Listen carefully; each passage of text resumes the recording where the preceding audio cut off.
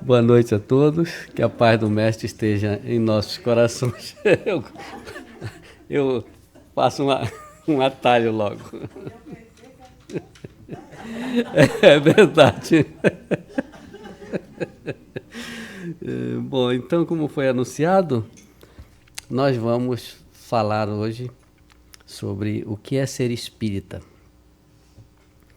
Nós consultamos alguns autores, como Kardec, no Livro dos Espíritos, o Evangelho segundo o Espiritismo, o livro de Wanderley Pereira, Aprendendo a Lidar com as Crises, e Cristina Brito, que é diretora da área de Relações Externas da Confederação Espírita do Rio de Janeiro.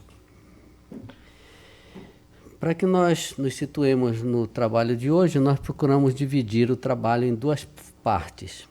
Vamos falar um pouco sobre a doutrina, é bom sempre relembrar, reviver o tema, e o que seria o verdadeiro espírita, ou melhor, o que deve ser o verdadeiro espírita.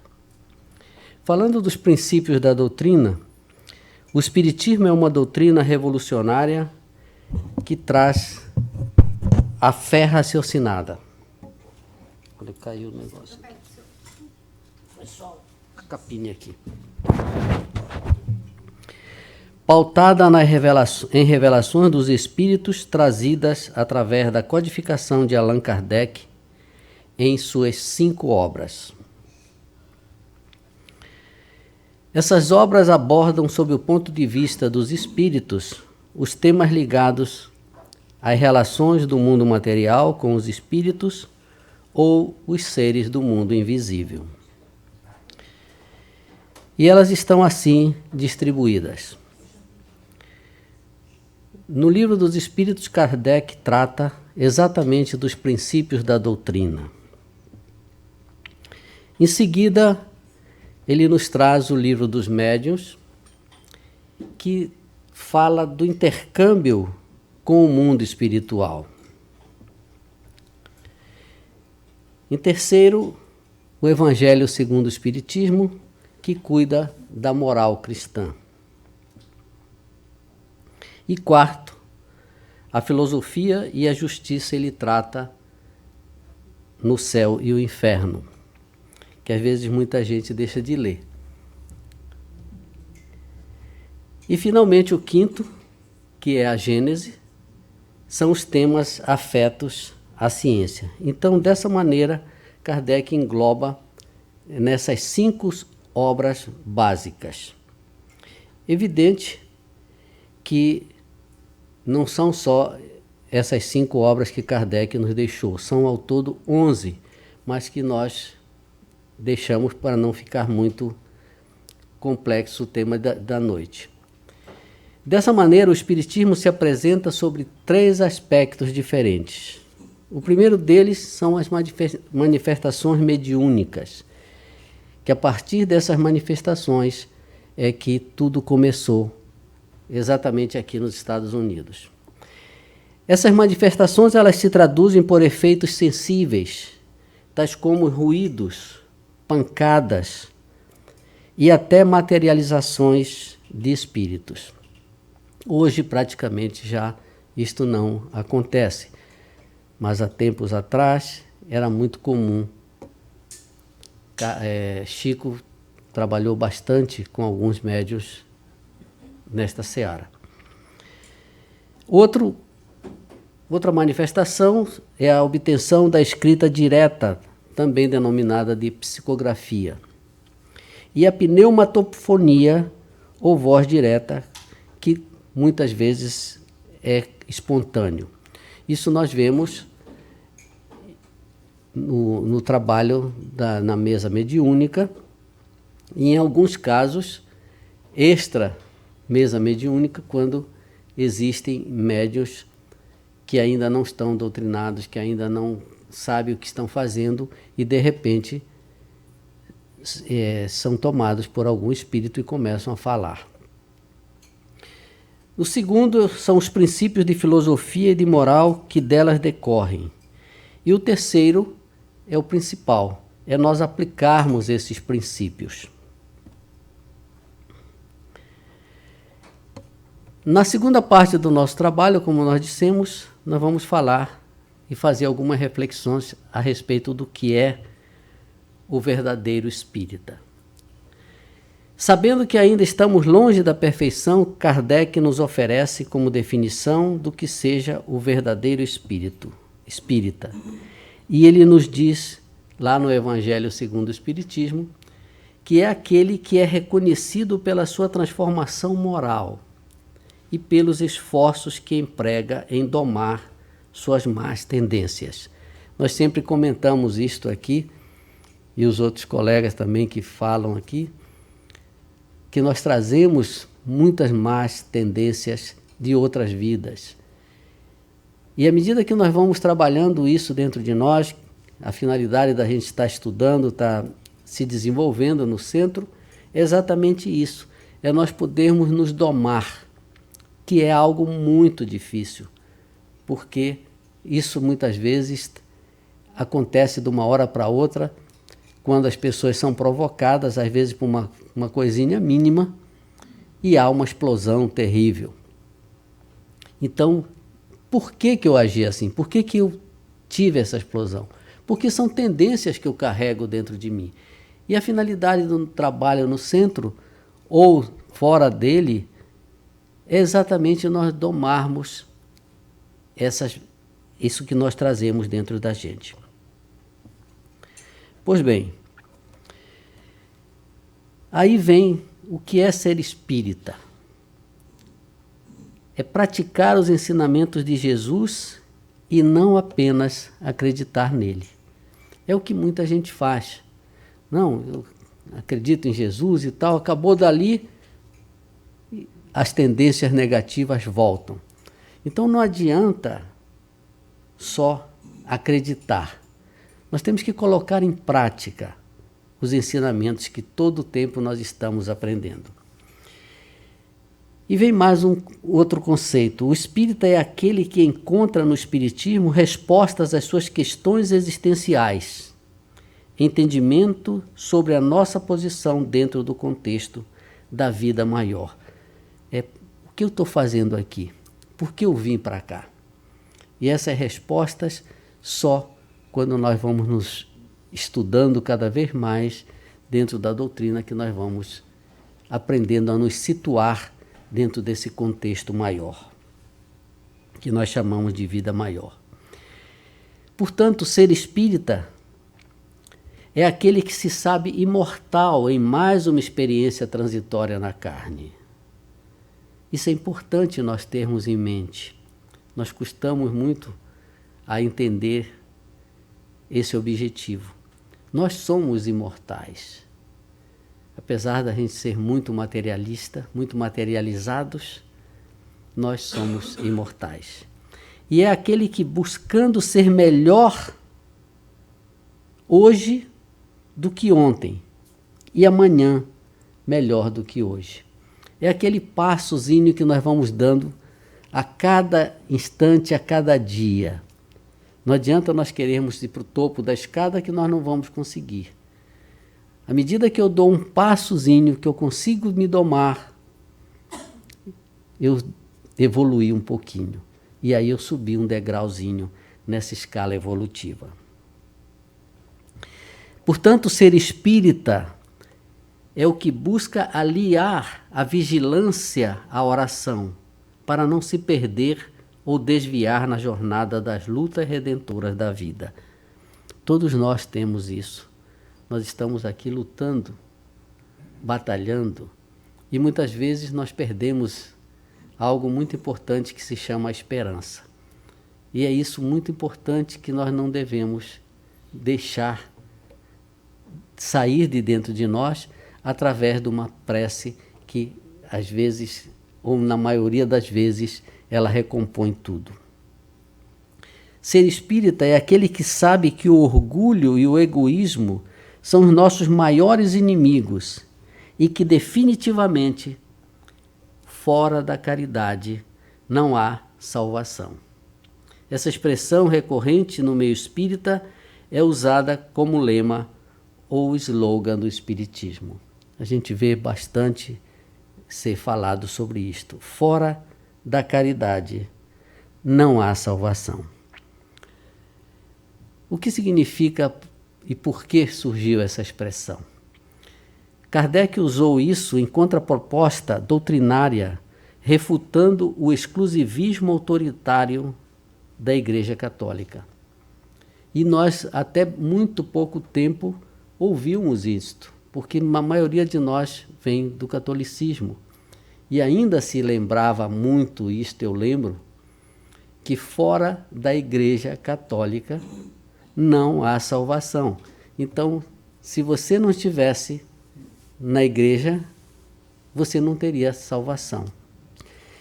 E mesmo estando na igreja, quantas vezes os sermões eram aqueles sermões em que o sujeito saía da igreja de cabeça baixa, apavorado, porque existia tanto medo, tanto pavor de você ir para o purgatório, que era duas chances, ou a outra era para o inferno. Então, havia aquela ameaça. Muito de nós, eu acho que assistimos palestras nesse sentido.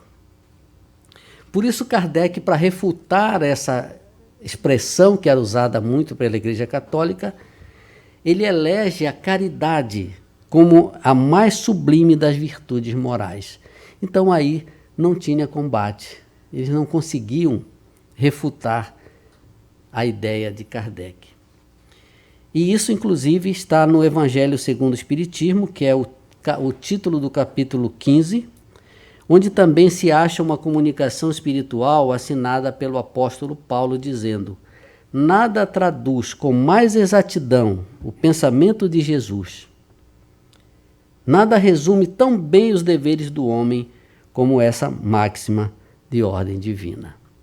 Então aí está explicado por que nós usamos muito esse slogan, como eu disse antes no slide anterior. Fora da caridade não há salvação. Porque muitas vezes não se sabia o porquê disso. Não pensemos, diz o livro de Ricardo RBS, Primeiros Passos na Doutrina Espírita. Não pensemos que aqueles que são espíritas são especiais, santos, iluminados, evoluídos, escolhidos, missionários ou qualquer coisa do tipo. Absolutamente. O verdadeiro espírita sabe das suas limitações, sabe da sua condição de espírito ainda inferior, mas também sabe de que Deus sempre nos dará muitas oportunidades de crescer e ser feliz. Isso é muito importante, porque a doutrina sempre ela procura nos orientar no sentido de tirarmos da nossa mente os sentimentos de dogma, de ritual, etc, etc. E, infelizmente, muitos se aproveitam, usam o seu dom mediúnico para exatamente se sentirem assim, como se fossem santos, iluminados, e as pessoas normalmente contribuem para isso. Então é importante que a gente analise bem antes de embarcarmos nesse tipo de situação. Diz André Luiz que existem os espíritas doutrinados e os espíritas evangelizados. O que ele quer dizer com isso? Ele quer dizer que o doutrinado é aquele que professa o espiritismo e o evangelizado é aquele que pratica. A gente olha a frase e acha pequenina a diferença assim, não é? Mas ela tem uma profundidade muito grande, não é? Você professar é uma coisa, e falar é fácil, é muito fácil. Mas a gente colocar em prática todo santo dia, isso tudo que a gente está aprendendo, não é simples assim. Pois bem, daí ele classifica 3 classes ou 3 graus de adeptos. O primeiro tipo de adepto do espiritismo, os que creem nas manifestações e se limitam a comprová-las. Para esses, o espiritismo é uma ciência experimental. Quer dizer, não estão preocupados em colocar em prática os ensinamentos. Muitos ainda querem provas, ainda querem experiências que praticamente hoje já estão abolidas. O segundo tipo de adeptos são os que lhe percebem as consequências morais. Está lá, o caminho é esse, você faz se você quiser, mas você está sabendo que o certo é desta maneira. E o terceiro são os que praticam ou se esforçam por praticar essa moral. Por que nós colocamos, eu sempre reforço, esforçam? Porque é difícil. Não é tão simples assim a gente seguir o que o mestre nos manda fazer. É muito difícil. Nós temos altos e baixos o tempo todo. Mas à medida que a gente vai avançando, a gente vai conseguindo deixar os baixos menos baixos. E os altos mais altos, exatamente.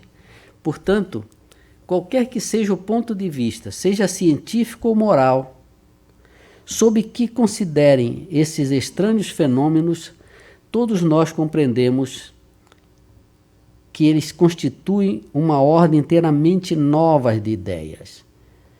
Foi exatamente por isso que o Espiritismo tumultuou muito quando Kardec começou a difundir o Livro dos Espíritos na Europa.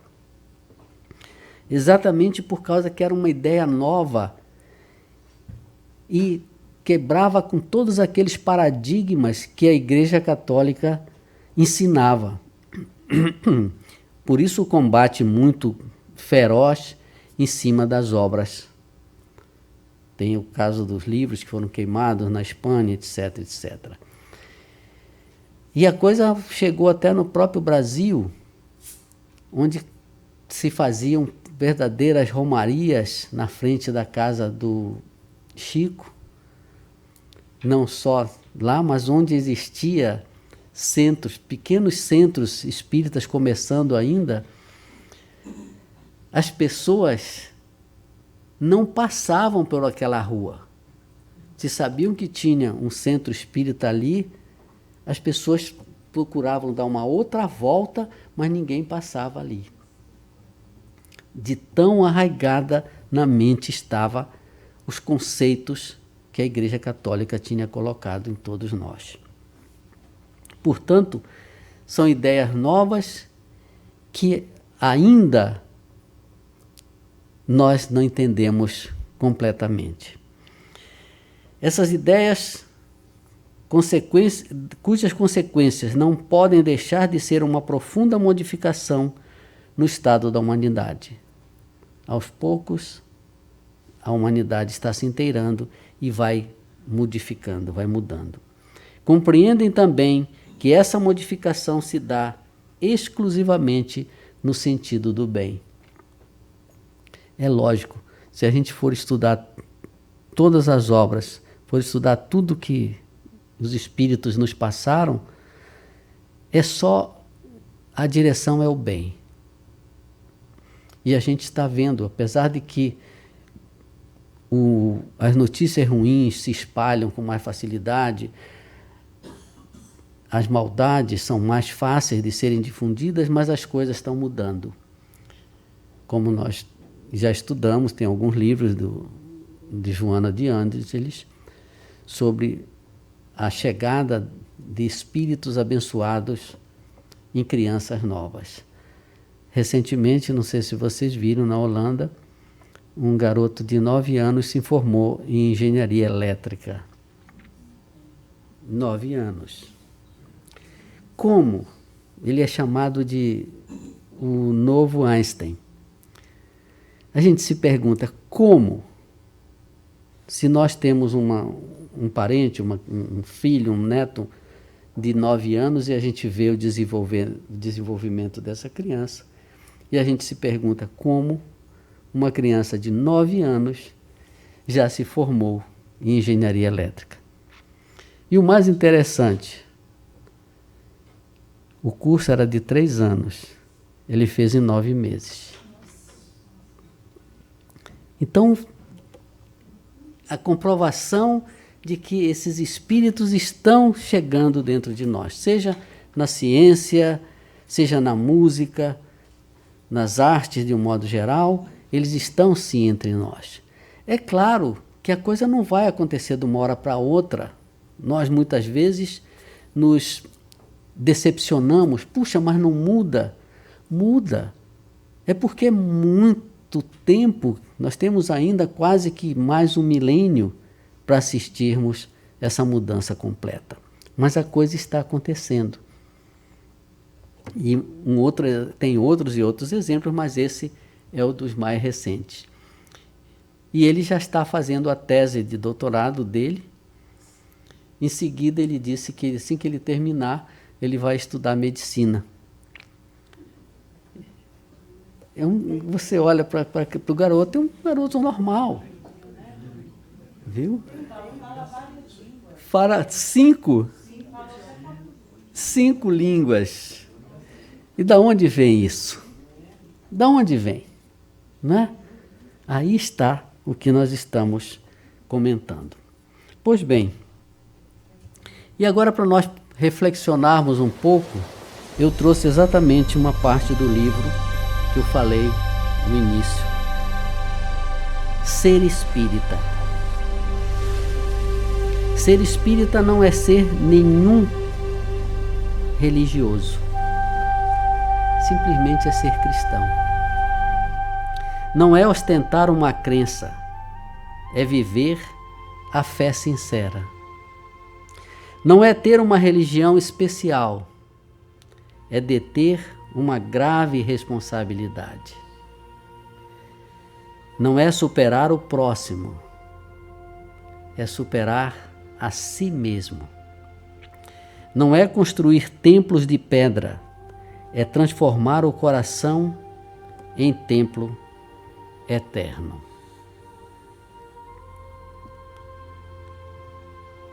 Ser espírita não é apenas aceitar a reencarnação, é compreendê-la como manifestação da justiça divina e caminho natural para a perfeição. Ser espírita não é só comunicar-se com os espíritos, porque todos indistintamente se comunicam, mesmo sem o saber. É comunicar-se com os bons espíritos para se melhorar e ajudar os outros a se melhorarem também. Ser espírita não é apenas consumir as obras espíritas para obter conhecimento e cultura. É transformar os livros, suas mensagens, em lições vivas para a própria mudança.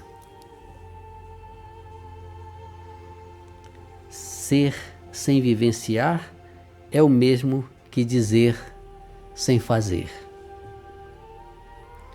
Ser espírita não é internar-se no centro espírita, fugindo do mundo para não ser tentado. É conviver com todas as situações lá fora, sem alterar-se como espírita e como cristão. Ser espírita, ou melhor, o espírita consciente é espírita no templo, em casa, na rua, no trânsito, na fila, ao telefone, sozinho ou no meio da multidão, na alegria e na dor, na saúde e da doença. Essa reflexão é uma das mais importantes que eu acho. Porque a gente vem, como nós dissemos nos slides anteriores, né? Chega na casa espírita, se assiste uma palestra, se participa da aula, mas terminou dali, Uma primeira cortada que um lhe dá, você já perde o controle. Algo que lhe falam que você não gostaria de ouvir, você já explode. Então esta é uma das reflexões que eu mais gosto de ter, porque ela diz tudo aqui e a gente esquece. Se a gente pegar esse pedaço todo aqui e for fazendo, o mundo entra totalmente em paz. Portanto, ser espírita não é ser diferente, é ser exatamente igual a todos, porque todos são iguais perante Deus. Ser espírita não é mostrar-se que é bom, é provar a si próprio que se esforça para ser bom. Porque ser bom deve ser um estado normal do homem consciente. Anormal é não ser bom. Ser espírita não é curar ninguém, é contribuir para que alguém trabalhe a sua própria cura. Ser espírita não é tornar o doente um dependente dos supostos poderes dos outros. É ensinar-lhe a confiar nos poderes de Deus e nos seus próprios poderes que estão na sua vontade sincera e perseverante. Ser espírita não é consolar-se em receber, é confortar-se em dar, porque pelas leis naturais da vida é mais bem-aventurado dar do que receber. Não é esperar que Deus desça até onde nós estamos, é subir ao encontro de Deus, elevando-se moralmente e esforçando-se para melhorar sempre.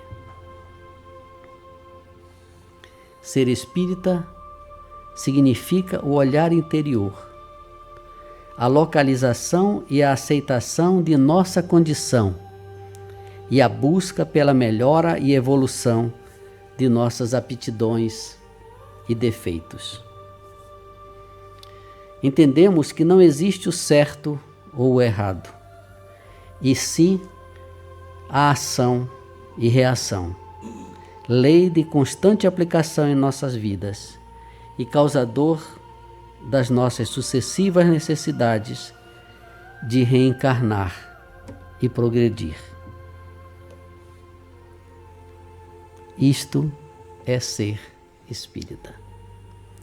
Que nós possamos ter um feliz e abençoado Natal e que o ano que se aproxima nos traga amor e bondade.